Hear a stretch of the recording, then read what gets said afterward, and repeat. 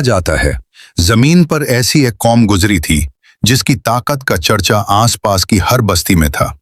یہ وہ لوگ تھے جو پہاڑوں کو اپنی مرضی سے کاٹ کر محل بناتے تھے، ایسے محل جو آج بھی دنیا کو حیران کر دیتے ہیں۔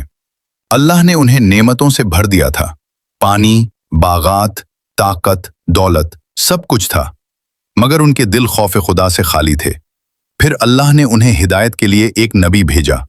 انہوں نے سچ کہا، سمجھایا، سمجھانے کی ہر کوشش کی، لیکن قوم نے نبی کا مذاق اڑایا اور اس بات پر ضد پکڑ لی کہ اگر تم سچے ہو تو ہمیں ایک ایسا معجزہ دکھاؤ جس پر دنیا حیران رہ جائے۔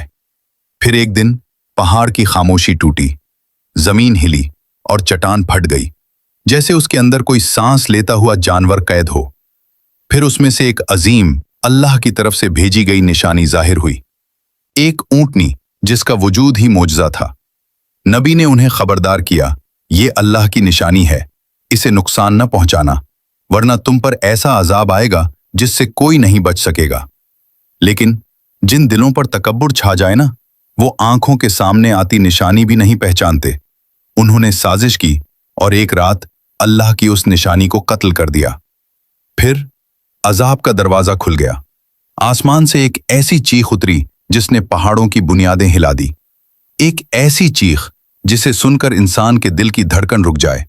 پوری قوم لمحوں میں ختم ہو گئی، جیسے کبھی تھی ہی نہیں۔ گھروں میں خاموشی، بستی میں ڈر اور پہاڑوں کے درمیان صرف عبرت باقی رہ گئی۔ آج بھی جو اس جگہ جاتا ہے وہ اسے دیکھ کر کانپ اٹھتا ہے، کیونکہ یہ صرف کھنڈر نہیں، یہ اللہ کا ایک پیغام ہے۔